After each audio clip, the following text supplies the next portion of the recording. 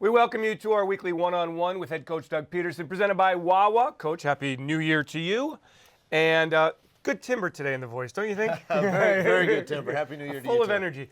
What goes on this week here? Big couple of weeks of practice. What's your approach? You know, the biggest thing I want to take away from this week is keeping the guys engaged. I want to treat it as much like a normal work week for them, like as if we're playing on Sunday, and then give them some time though. Give them some time to get away and rest and get ready for next week. So that's kind of the theme behind this week. Is there a sense that you want to get physical at some point between now and January 13th? Is it important to hit, for example?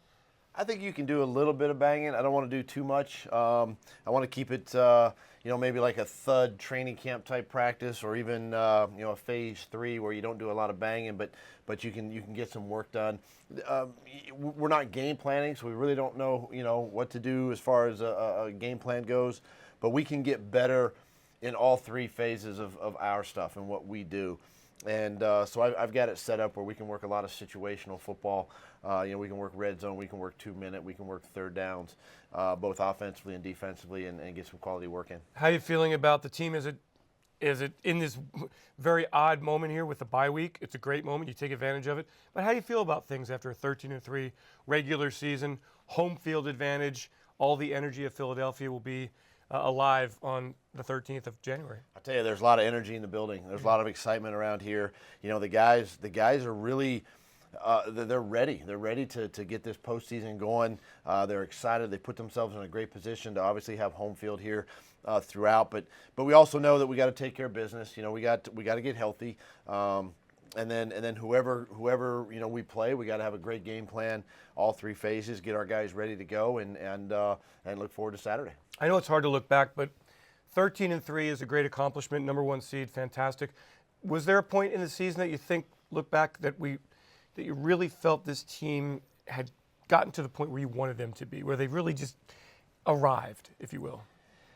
Yeah, there's several games, obviously, but I really think I go back to the Dallas game after the bye, in that second half of that game, and then the Denver game, which was obviously before, but the Denver game where you score 51 points.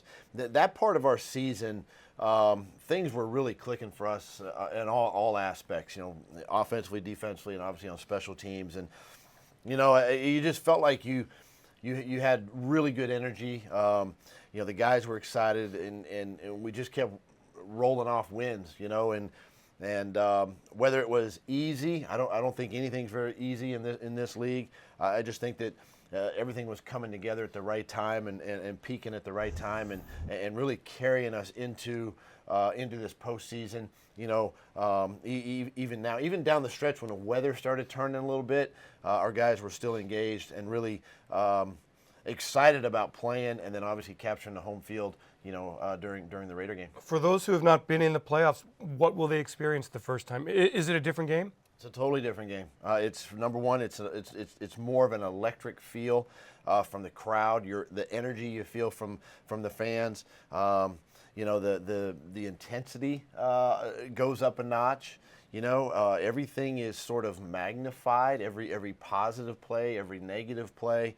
And it really comes down to detailing your work and understanding the game plan and understanding your opponent. But at the end of the day, it's about us and what we do and taking care of our business. Doug, you had a press conference earlier today, and you were asked a lot about Nick Foles and the ups and downs of a career and a player who's now got so much responsibility going into the playoffs.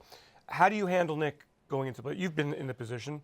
What's the key for him these next 14 days, 13 days? The key is just allow the guys around him to do their jobs as well. And as a quarterback, is your job is to get them the football. And he can just keep it as simple as that. Just manage the offense that way. And it's about, and he does an outstanding job. He's a smart guy. He studies. He prepares extremely well.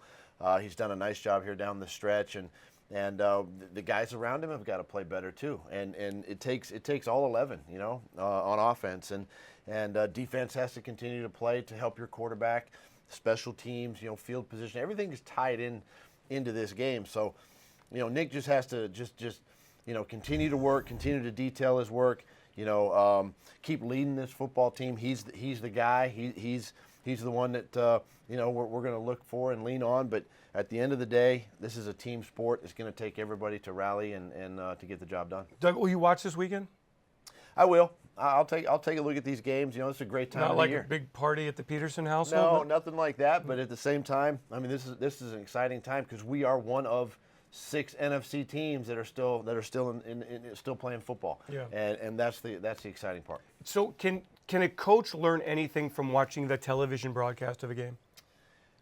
Yeah, you can pick up things. You got the sound, obviously. You can pick up some verbal cues. For me, it's about watching the front and the coverage as much as it is watching the ball. I think the fans watch the ball more than I would. I tend to watch where the safeties are and how the corners are playing, leverage the linebackers, and I'm trying to break the game down, okay, on a TV broadcast. But you can pick up a few things, and you just put them.